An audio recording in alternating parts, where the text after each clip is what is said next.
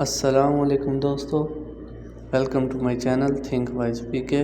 تو آج ہم پاکستان کی ایک ایسی کمپنی کی کہانی آپ سے شیئر کریں گے جس نے تقریباً زیرو سے آغاز کیا اور آج پاکستان کی معروف و مشہور برانڈ بن گیا۔ سٹارٹنگ ابھی کمپنی کی کیا ورتھ ہے اور وہ کون سے فیصلے تھے جس نے کمپنی کو ایک برانڈ بنایا۔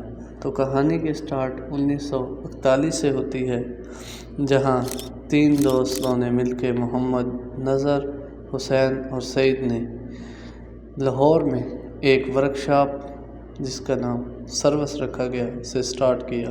سٹارٹنگ میں یہ کمپنی سپورٹس گڈز اور بیگ وغیرہ بناتی تھی۔ شروع میں ان کے پاس بڑی انویسٹمنٹ تو نہیں تھی، مگر جذبہ تھا اور ایمانداری تھی۔ پارٹیشن کے مشکل دنوں میں بھی سروس نے آرمی بوٹس بنانے کے کنٹریکٹ حاصل کیے۔ اور اب بات کریں گے کہ کمپنی نے ڈائیورسفیکیشن کی۔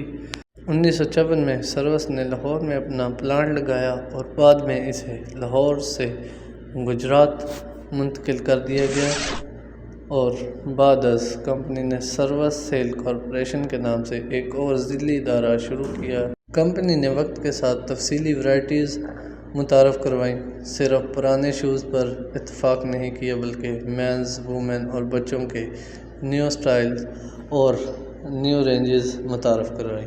مزید بڑھ کر کمپنی نے ٹائرز اور ٹیوب بنانے کے شعبے میں بھی قدم رکھا اور سروس ٹائرز جیسا ادارہ قائم کیا۔ مشکل وقت آیا جب لوکل برانڈز کے علاوہ انٹرنیشنل برانڈ بھی مارکیٹ میں آئے اور لیبر کاسٹ اور مینوفیکچرنگ کاسٹ زیادہ ہونے لگی، تو کمپنی نے اپنے پلانٹس کو اپ ڈیٹ کیا تاکہ اخراجات پر کنٹرول کیا جا سکے۔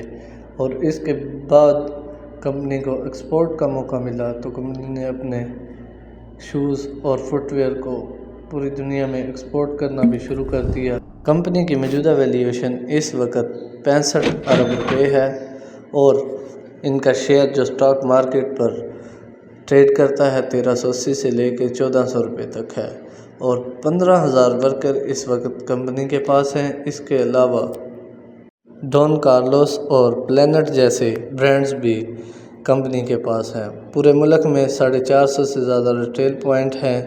تو دوستو، سروس کا یہ سفر ہمیں سبق دیتا ہے، اگر جذبہ اور کوالٹی کا عزم ہو تو کوئی بھی چھوٹا آغاز بڑا بن سکتا ہے۔